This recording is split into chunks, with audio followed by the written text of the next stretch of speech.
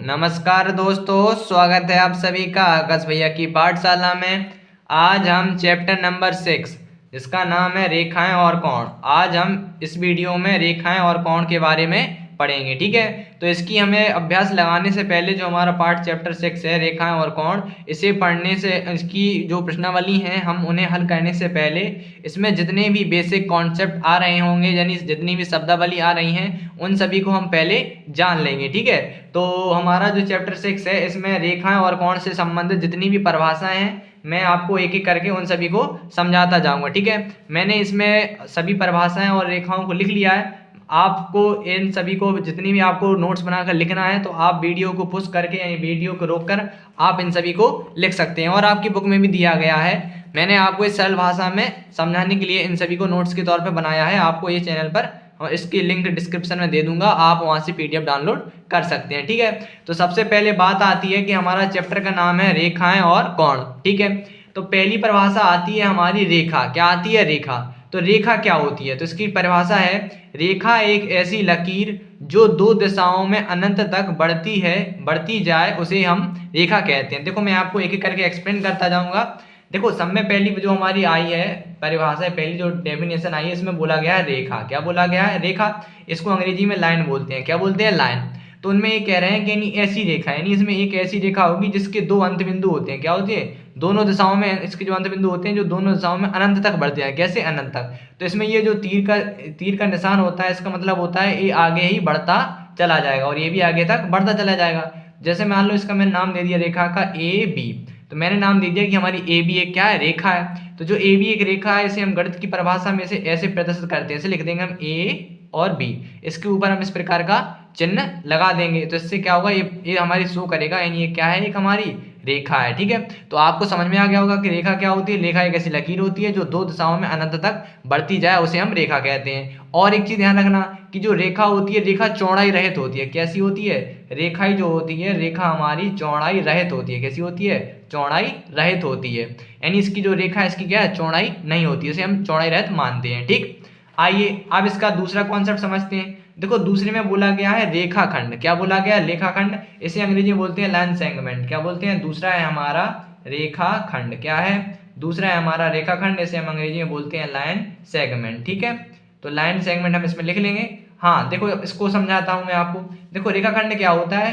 रेखा का वह भाग जिसमें दो अंत बिंदु हों एक रेखाखंड कहलाता है। यानी रेखा का वह भाग, जैसे मान लो हमारे पास एक रेखा है, इसके यानी इसमें क्या होंगे? दो भाग जिसके दो अंत बिंदु होंगे। अंत बिंदु का मतलब क्या होता है? अंत बिंदु का मतलब ये होगा यानी इसका ए लास्ट पॉइंट यहाँ पे है, ए मान लो, इसका एक लास्ट पॉइंट इसका बी है। यानी ये जो हमारा जो रेखाखंड होता है आगे तक अनंत तक नहीं बढ़ता जाता, ये फिक्स यहीं पर रहता है। आप लोगों ने भी पढ़ा होगा कक्षा 5, 6, 7, 8 में कि आप 5 सेंटीमीटर का रेखाखंड खींचिए, यानी एक आप डिफाइन कर देते हैं, यानी आप परिभाषित कर देते हैं कि हमें 5 सेंटीमीटर का यानी इतनी ही दूरी लेनी है, यानी इसमें फिक्स होता है। तो ऐसी इसकी परिभाषा दी गई है कि रेखा का वह भाग जो जिसके दो अंत बिंदु होते हैं एक रेखाखंड कहलाता है, ठीक। अब इसे गणित की परिभाषा हम कैसे शो करते हैं? इसे ऐसे प्रदर्शित करते हैं ए बी, बस इस पर ऐसा हम रंगीज खींच देते हैं। ये प्रदर्शित करता है कि हमारी क्या है? एक हमारा रेखाखंड है। क्या है हमारा? ये रेखाखंड, ठीक। आइए अब तीसरा कॉन्सेप्ट देखते हैं। देखो तीसरी परिभाषा क्या कह रहे हैं? तीसरी परिभाषा में बोला गया है किरण। इसे अंग्रेजी में बोलते हैं रे। क्या बोलते हैं? रे। तो किरण क्या होती है? रेखा का वह भाग जिसका एक बिंदु हो, क्या हो? एक बिंदु हो, किरण कहलाता है। देखो जैसे मान लो अब तीसरी है रेखा। क्या है? रेखा। तो देखो इसमें क्या है? अंग्रेजी में बोलते हैं रे। तो देखो रेखा ऐसी है, जैसे मान लो एक रेखा है हमारी, ये हमारी रेखा है। अब रेखा है, अब रेखा की किरण बतानी, सॉरी ये किरण है। क्या है हमारी? किरण। इसे बोलते हैं अंग्रेजी में रे, किरण। अब रेखा जैसे मान लो हमने एक ऐसी खींच दी, ठीक। तो किरण में क्या होता है? इसका एक बिंदु क्या होता है? किसका होता है? इसका एक बिंदु। हमने मान लिया इसका एक क्या है? उद्गम बिंदु है। उद्गम बिंदु बोल दीजिए या एक अंत बिंदु बोलिए। ये रेखा जो है यहाँ से प्रारंभ हुई है और इसमें एक तीर का चिन्ह लगाया, यानी आपने जो धनुष बाण देखा होगा उसका तीर होता है वो कहता है एक दिशा से निकल जाता है तो चला जाता है। ऐसी इसमें किरण होती है। किरण क्या होती है? एक यहाँ से अगर स्टार्ट होगी तो आप इसे अनंत तक कहीं तक भी बढ़ा ले सकते हैं। और इसका क्या होता है? एक इसका अंत बिंदु होता है। इसका सिर्फ एक ही अंत बिंदु होता है, दो नहीं होते हैं। दो अंत बिंदु किसके होते हैं? रेखाखंड के, ठीक। तो इसका एक अंत बिंदु, इसको नाम दे देंगे हम ए बी। मान लो हमने कह दिया ए बी, तो हमारी इसको ए बी किरण ऐसे प्रदर्शित करेंगे, इसके ऊपर एक हम तीर का चिन्ह लगा देंगे। तो हम कह देंगे कि एक हमारी एक क्या है? ये हमारी एक किरण है, ठीक है। आपको समझ में आ गया होगा। अब देखो अगला क्या है? अरे अगला आपको बताऊं, देखो इसमें कह रहे हैं अगला है संरेख बिंदु किसे कहते हैं। अगला क्या है, अगला है हमारा संरेख बिंदु। तो इसे अंग्रेजी में बोलते हैं कोलिनियर पॉइंट। क्या बोलते हैं, कोलिनियर पॉइंट। देखो संरेख बिंदु समझते हैं हम, संरेख बिंदु क्या होता है, देखो मैं आपको समझाऊं। तो इसमें हम चौथा है हमारा संरेख बिंदु। क्या है, संरेख बिंदु। देखो मैं आपको समझाऊं, कोलिनियर पॉइंट। संरेख बिंदु क्या होता है, हमारे पास एक रेखा है। क्या है, हमारे पास एक रेखा है। अब ये हमारे पास एक रेखा है, इसी रेखा पर जब बहुत सारे बिंदु स्थित हों, कैसे हो, मान लो C A B C D E F, यानी जब एक ही रेखा पर बहुत सारे बिंदु स्थित हों तो उसे क्या कहते हैं, संरेख बिंदु कहते हैं। यानी जब एक ही रेखा पर बहुत सारे बिंदु स्थित हों तो उसे संरेख बिंदु कहते हैं। क्या कहते हैं, संरेख बिंदु कहते हैं। ये हमारी परिभाषा लिखी है, यदि 3 या अधिक बिंदु एक ही रेखा पर स्थित हों तो उसे संरेख बिंदु कहते हैं, ठीक है, या कहलाती है। ठीक, आपको समझ में आ गया, यानी एक ही रेखा पर स्थित हों, कैसे हों, एक ही रेखा पर। अब बात आती है असंरेख बिंदु। तो असंरेख बिंदु क्या होता है, नॉन कोलिनियर पॉइंट। ठीक है, इसमें क्या परिभाषा है, 3 या 3 से अधिक एक सीधी रेखा पर स्थित ना हो तो उसे असंरेख बिंदु कहते हैं। यानी देखो जो 5 में समझो क्या कह रहे हैं, असंरेख बिंदु, उनके कहने का मतलब ये है असंरेख, ठीक है, असंरेख बिंदु। ठीक है, इसको बोलते हैं नॉन कोलिनियर पॉइंट। ठीक है, यानी कह रहे हैं एक सीधी रेखा है, ऐसी मान ली सीधी रेखा ना जाके थोड़ी टेढ़ी हो जाए, कैसी हो जाए, टेढ़ी हो जाए, और इस पर हमारे बिंदु स्थित हों, कैसी हों, बिंदु स्थित हों, तो ये हमारी कहलाएगी संरेख बिंदु। ये हमारी संरेख बिंदु नहीं कहलाएगी। कैसी कहलाएगी, असंरेख बिंदु। कैसी कहलाएगी, असंरेख। क्यों नहीं कहलाएगी, क्योंकि ये हमारी सीधी रेखा पर स्थित नहीं है, सारे बिंदु किस पर नहीं है, सीधी रेखा पर। ये रेखा हमारी सीधी होती है और सारे बिंदु होते तो ये हमारे संरेख बिंदु होते, लेकिन इसमें क्या है, सीधी रेखा पर सारे बिंदु स्थित नहीं है, तो कैसा हो गया, असंरेख बिंदु। ठीक है, आइए अब इसका देखते हैं अगला अगला अगला टॉपिक क्या है। देखो अगली परिभाषा क्या है, अगली परिभाषा है हमारी संगामी रेखाएं। क्या है हमारी अगली परिभाषा, अगली परिभाषा है हमारी संगामी रेखाएं। इसको इंग्लिश में बोलते हैं कॉन्ग्रुएंट लाइंस। देखो अब दो संगामी रेखा मैं आपको समझाऊं, तो संगामी रेखाएं क्या होती हैं, संगामी रेखाएं वे रेखाएं होती हैं जो एक ही बिंदु से होकर गुजरती हैं।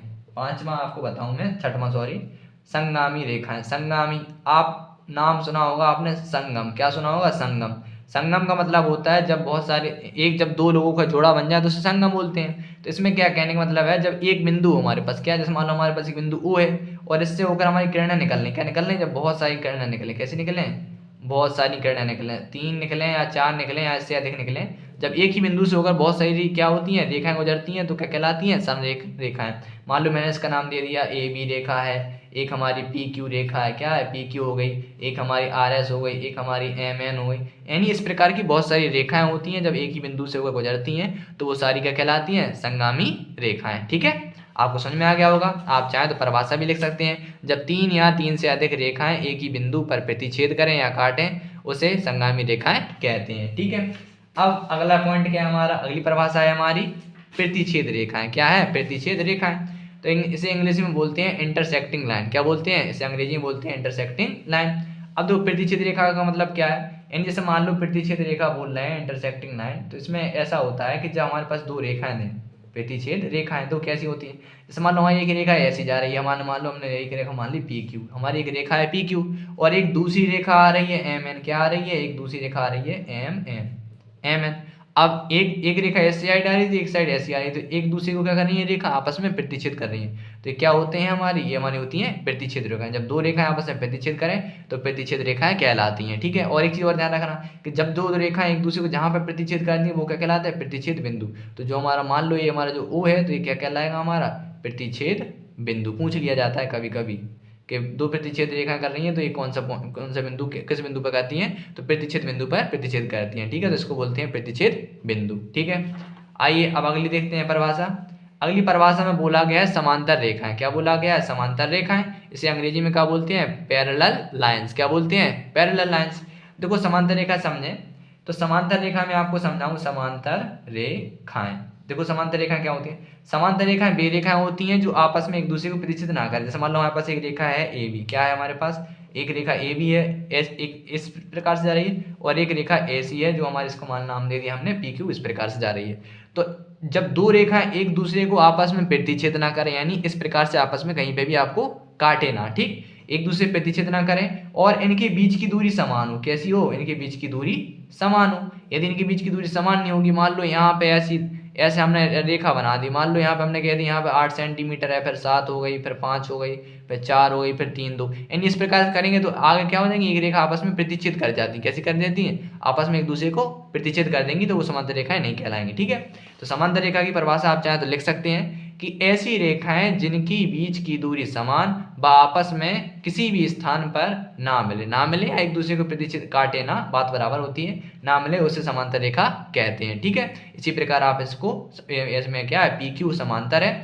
आप चाहें तो इसे ऐसे लिख सकते हैं कि पी क्यू रेखा जो है वो कैसी है, समांतर है, किसके है, आर एस रेखा के, किसके, आर एस रेखा के समांतर, तो हो गई हमारी समांतर रेखा। ठीक है, अब देखो कि हमारा जो पाठ का नाम है रेखाएं और कोण है, तो हमने देखो रेखाएं के बारे में पढ़ लिया, जितनी प्रकार की रेखाएं थी। अब पढ़ेंगे हम कोण के बारे में। किसके बारे में, कोण के बारे में। आइए, तो देखो जब हम कोण के बारे में आप पढ़ते हैं, तो देखो कोण के बारे में आपको बताऊं।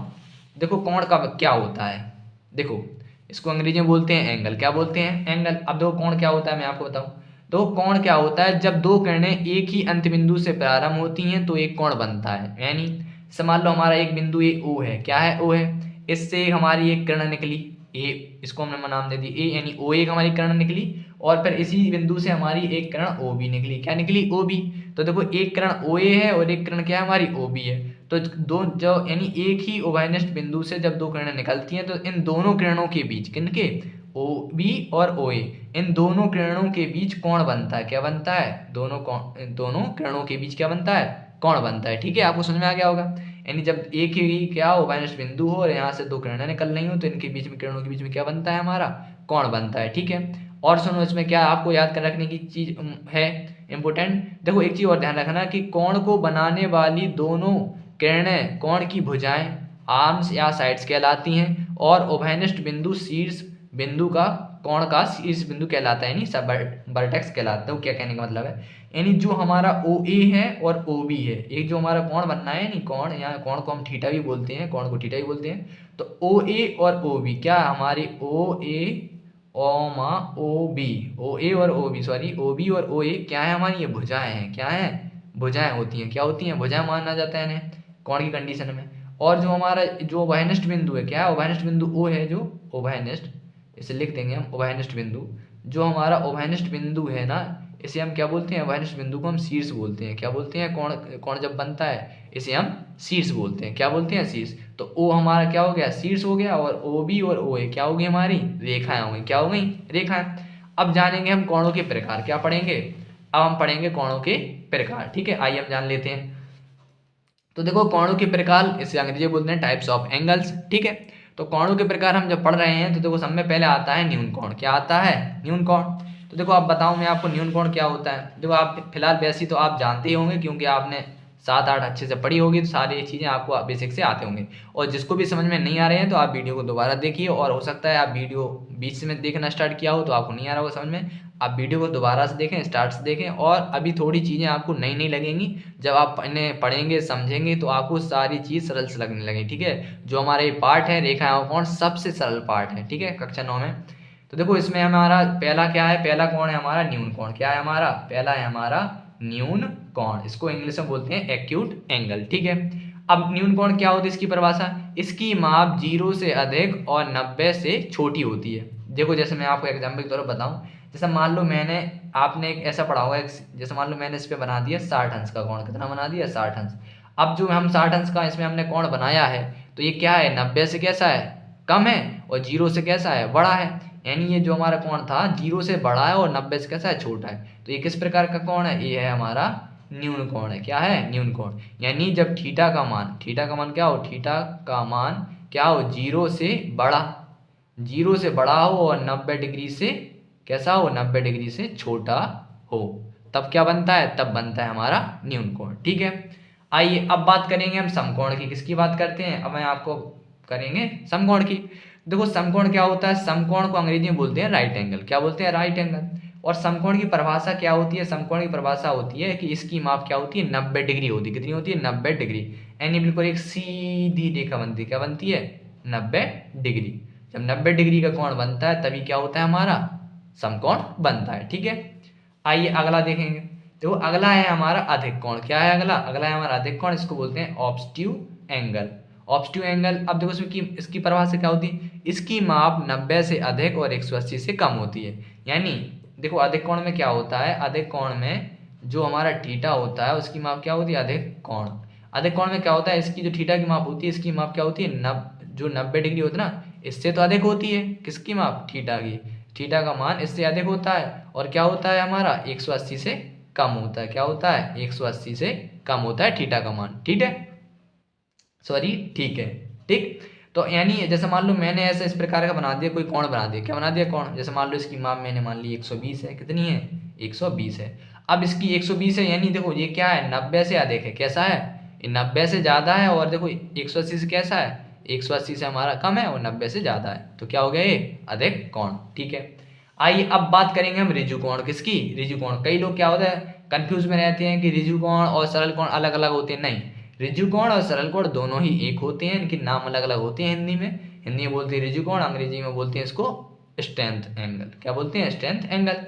तो क्या होती है इसकी परिभाषा, इसकी माप ठीक 180 होती है। क्या होती है, ठीक 180 होती है। यानी जब हमारा कोण ठीक 180 अंश का बने तो भाई क्या होता है, भाई हमारा होता है रिजु कोण। क्या होता है, रिजु कोण या सरल कोण। क्या बोलते हैं इसे, रिजु कोण या सरल कोण। ठीक है, आइए अब अगला देखते हैं। देखो अगला है हमारा प्रतिवर्ती कोण। क्या है, अगला है हमारा प्रतिवर्ती कोण या बृहत कोण। प्रतिवर्ती कोण ही को हम क्या बोलते हैं, बृहत कोण बोलते हैं, और अंग्रेजी में रिफ्लेक्स एंगल बोलते हैं। अब इसकी क्या होती है परिभाषा, देखो इसकी मैं समझाऊं। इसकी माप 180 से अधिक होती है, लेकिन 360 से कैसी होती है, कम होती है। ठीक है, जैसे मान लो मेरा एक कोण है, मैंने ऐसा बना दिया, जैसे मान लो मेरा ये हमारा 270 ले लिया, कितने ले लिया, 270 डिग्री। अब हमारा ये एंगल जो है, जो 270 डिग्री बनना है, कितना बनना है, 270 डिग्री।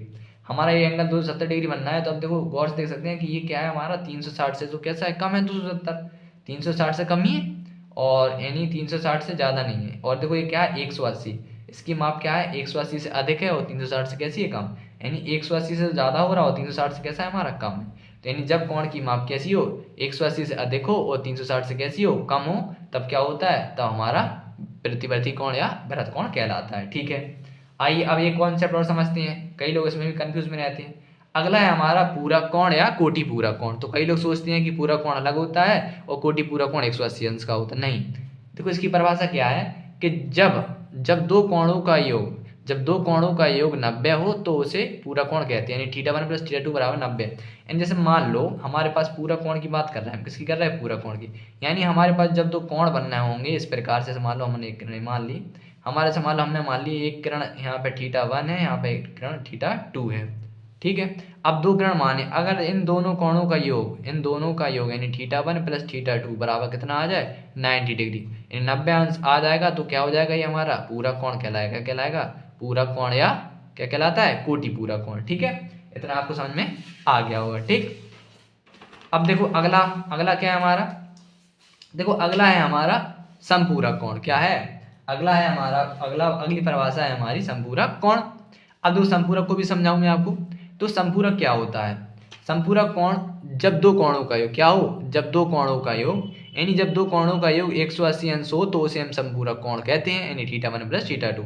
इसे अंग्रेजी में बोलते हैं सप्लीमेंट्री और पूरक को बोलते हैं कंप्लीमेंट्री। ठीक है, तो अब बात कर रहे हैं हम समपूरक कोण की, किसकी कर रहे हैं, समपूरक कोण। तो समपूरक कोण में क्या है, जब थीटा का मान, जब हमारे पास कोणों का मान, जैसे मान लो कोई भी दे दो, हमने ऐसे ले लिया, हमारे पास एक कोण ये बनना है θ1 और ये बनना है हमारा एक कोण θ2। अब इन दोनों कोणों का योग, इसका और इसका, यानी ये वाला कोण है, इन दोनों का योग 180 अंश के बराबर है। कितना है, 180 अंश के बराबर। तब क्या कहलाएगा, तभी हमारा समपूरक कोण कहलाएगा। ठीक है, क्योंकि इस प्रकार के हमें सवाल भी लगाना पड़ेगा, तो हमें बेसिक कॉन्सेप्ट जानना भी बहुत जरूरी है। ठीक है, अब देखो बात करेंगे संपूर्ण कोण की, किसकी करेंगे, संपूर्ण कोण। और देखो मैं आपको ये जितनी भी पढ़ा रहा हूँ ये आपको व्यर्थ नहीं जाएंगे, क्योंकि ये आपके सारे जो होगा ना, वो क्या कहते हैं, एमसीक्यूज में इस प्रकार के क्वेश्चन पूछ लिए जाते हैं कि पूरक कोण क्या होता है, संपूरक कोण क्या होता है, संपूर्ण कोण क्या होता है, और आपको 4 ऑप्शन दिए जाते हैं। ठीक है, तो अब बात करेंगे संपूर्ण कोण की। संपूर्ण कोण क्या होता है, इसको अंग्रेजी में बोलते हैं कंप्लीट एंगल, और इसकी माप क्या होती है, 360 होती है। क्या होती है, 360। यानी जब हमारा कोण 180 से बढ़ के पूरा, जैसे मान लो यहाँ से स्टार्ट हुआ और यहीं पे आके रुक गया, यानी जब पूरा यहाँ से क्या इस बिंदु से गया था और ऐसा आके यहीं पे रुक गया, तो इसकी माप कितनी है, पूरी 360 डिग्री। कितनी है, 360 डिग्री। और जब 360 डिग्री होती है तो क्या होता है, संपूर्ण कोण बनता है। क्या होता है, संपूर्ण कोण क्या होगा, संपूर्ण कोण, इसे अंग्रेजी में बोलते हैं कंप्लीट एंगल। ठीक है, आपको समझ में आ गया होगा। देखो अब बात करेंगे हम आसन्न कोण की, किसकी बात करेंगे, अब बात करेंगे हम आसन्न कोण। देखो आसन्न कोण क्या होता है वो भी मैं आपको समझाऊं, बहुत ही सरल है। देखो हम बात कर रहे हैं आसन्न कोण, किसकी बात कर रहे हैं, आसन्न कोण, इसे अंग्रेजी में बोलते हैं एडजेंट एडजेंट एंगल। ठीक है, आसन्न कोण। देखो समझो, आसन्न कोण क्या है, जब दो कोण आसन्न कोण कहलाते हैं, यानी दो कोण जो होते हैं वो आसन्न कोण कब कहलाते हैं, जब कहलाते हैं यदि उनमें एक उभयनिष्ठ शीर्ष हो, क्या हो, एक उभयनिष्ठ शीर्ष हो, एक उभयनिष्ठ भुजा हो, और उनकी वो भुजाएं जो उभयनिष्ठ नहीं है उभयनिष्ठ भुजा की विपरीत ओर स्थित हो, यानी दूसरी जगह उपस्थित होनी चाहिए, उससे चिपकी नहीं रहनी चाहिए। तो उस अब आसन्न कोण वो क्या कह रहे हैं कि एक तो शीर्ष उभयनिष्ठ हो, शीर्ष यानी जैसे मान लो मैंने ओ मान लिया, क्या मान लिया, ओ, एक शीर्ष उभयनिष्ठ हो, और जैसे मान लो हमारे पास एक क्या है, हमारी दो किरणें हैं, क्या है, किरणें हैं ऐसे इस प्रकार की, और इसमें क्या एक हमारा यहाँ पर एक शीर्ष है उभयनिष्ठ को मान लिया ओ, यहाँ पे मान लिया हमने बी, यहाँ पे मान लिया हमने ए, यहाँ पे मान लिया हमने सी। ठीक है, इस प्रकार मान लिया। अब उसमें ये कह रहा है कि दो आसन्न कोण कहलाते हैं यदि उनमें एक उभयनिष्ठ शीर्ष हो। उभयनिष्ठ शीर्ष का मतलब क्या है, देखो यहाँ से एक किरण निकली और ये निकली, तो देखो क्या हमने आपको बताया था, कोणों के बीच में जो जो होती हैं हमारी भुजाएं, यहाँ पे क्या जहाँ से स्टार्ट होती है किरण क्या कहलाता है, ऐसे शीर्ष कहलाता है, क्या कहलाता है, शीर्ष। तो वो हमारा शीर्ष हो गया। ठीक है, अब देखो यहाँ पे बनना है एक एंगल और एक एंगल यहाँ बनना है, दो कोण बनना है कि नहीं बनना है। अब देखो जब हम कोण की बात करेंगे, जब हम कोण बी ओ सी ले रहे हैं और जब हम कोण ए ओ बी ले रहे हैं, क्या ले रहे हैं, कोण ए ओ बी ले रहे हैं, ए ओ बी ले रहे हैं, ए ओ सी और बी ओ ए। अब देखो इसमें भी बी ओ है और इसमें भी बी ओ है, यानी दोनों में बी ओ और बी ओ क्या है, हमारी उभयनिष्ठ भुजा है, क्या है, हमारी उभयनिष्ठ भुजा। उसमें यही कहा गया है, उनमें एक उभयनिष्ठ शीर्ष हो, उभयनिष्ठ हमने शीर्ष बता दिया, उभयनिष्ठ भुजा हो, ये हमारी उभयनिष्ठ भुजा हो गई। ठीक है, अब वो कह रहा है कि वो भुजाएं जो उभयनिष्ठ नहीं है, कौन सी नहीं है, ओ सी भुजा और ओ ए भुजा कैसी है, उभयनिष्ठ नहीं है, उभयनिष्ठ भुजा की विपरीत होनी चाहिए। अब देखो उभयनिष्ठ की विपरीत तो है, देखो इसके इसके पीछे यहाँ पे है और इसके पीछे ये यहाँ पे है, यानी जो हमारी ओ ए बा ओ सी, ओ ए बा ओ सी कैसी है, विपरीत भुजाएं, क्या है, विपरीत भुजाएं, कैसी हैं हमारी, विपरीत भुजाएं। किससे विपरीत भुजाएं, उभयनिष्ठ भुजा से, किससे, उभयनिष्ठ भुजा से। तो हम कह सकते हैं कि कोण बी ओ सी बा कोण ए ओ बी, यानी बी ओ सी और बी ओ ए क्या है, आसन्न कोण है। कैसी कोण हैंगे, आसन्न कोण है। ठीक है, एक कौन से कोण है, ये हो गए हमारे आसन्न कोण। ठीक, अब बात करेंगे हम शीर्षाभिमुख कोण की, जो कि बहुत सरल है, अच्छा है, और एग्जाम में आपको इस प्रकार के सवाल आना ही आना निश्चित, इस प्रकार के सवाल जरूर आते हैं। ठीक, तो अब हम बात करते हैं शीर्षाभिमुख कोण की, इसकी करते हैं शीर्षाभिमुख कोण। अब देखो शीर्षाभिमुख कोण इसे अंग्रेजी में बोलते हैं वर्टिकली पॉजिटिव एंगल। ठीक है, आपको सामने दिख रहा है, आप लिख सकते हैं। अब इसमें क्या होता है कि जब दो रेखाएं क्या हों, जब दो रेखाएं आपस में प्रतिच्छेद करें, कैसी करें, जब दो रेखाएं हों और आपस में एक दूसरे को प्रतिच्छेद करें, कैसी करें, रेखाएं, और वो भी किस प्रकार की रेखाएं, सीधी रेखाएं, ऐसी नहीं कि टेढ़ी टाढ़ी रेखाएं हैं।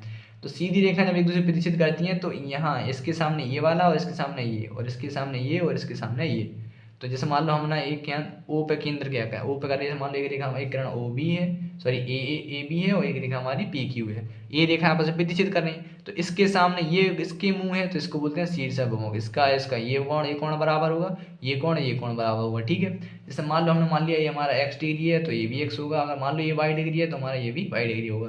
यानी कहने का मतलब ये है कोण पी ओ बी, कोण पी फॉर पैरेट, कोण पी ओ बी बराबर है किसके, कोण ए ओ क्यू के, किसके, ए ओ क्यू के, और कोण पी ओ ए बराबर है कोण बी ओ क्यू, कोण बी ओ क्यू। कैसे कोण है ये हमारे, शीर्षाभिमुख कोण। कैसे होते हैं, शीर्षाभिमुख कोण, कैसे हैं, विमुख कोण। ठीक है, आपको समझ में आ गया होगा शीर्षाभिमुख कोण। अब देखो इसका एक और समझते हैं जो कि हमारा सेकंड लास्ट है। इसमें बोला है रैखिक युग्म कोणों का, रैखिक युग्म कोणों का या कोणों का रैखिक युग्म, किताब में लिखा है हमारा कोणों का रैखिक युग्म, यानी किताब में क्या लिखा है, कोणों का रैखिक युग्म। अब देखो रैखिक युग्म क्या होता है, अब कोणों का रैखिक युग्म का मतलब ये होता है जब दो कोणों का योग कितना है, 180 के बराबर हो, यानी जब दो आसन्न कोणों का योग 180 अंश हो तो उसे कोणों का एक रैखिक युग्म बनाते हैं। तो कैसे, हमारे पास एक क्या है, जो आसन्न कोण है कि नहीं, देखो दोनों में क्या है, एक उभयनिष्ठ शीर्ष है, जैसे मान लो हमने ओ मान लिया, क्या मान लिया, ओ, दोनों का उभयनिष्ठ शीर्ष हो गया, दोनों में क्या हो गया, सॉरी दोनों में क्या है उभयनिष्ठ, एक ही शीर्ष हो गया और दोनों में क्या उभयनिष्ठ भुजा क्या है OC है। तो कोण 1 और कोण 2 यानी कोण 1 जैसे मान लो हमने मान लिया यहाँ पे हमारी एक रेखा है AB, क्या हमारे पास एक रेखा AB है। अब एक रेखा AB है, इसमें एक हमारी किरण है और यहाँ पे एक कोण बनना और एक कोण यहाँ पे बनना। मान लो हमारा केंद्र O है या O कोण C है, ठीक है। तो इसमें क्या होगा रेखा U में, इसमें हो जाएगा तो मान लो AOB यहाँ पे हमने मान लिया C, क्या मान लिया C, यानी कोण AOC, कोण AOC प्लस कोण COB, क्या आ जाएगा कोण COB बराबर आएगा 180 अंश। तो आपको इस चीज़ को याद रखना होगा कि रेखिक में क्या होता है कि रेखिक के द्वारा दो कोणों का योग क्या होता है, दो कोणों का योग 180 अंश के बराबर होता है, ठीक है।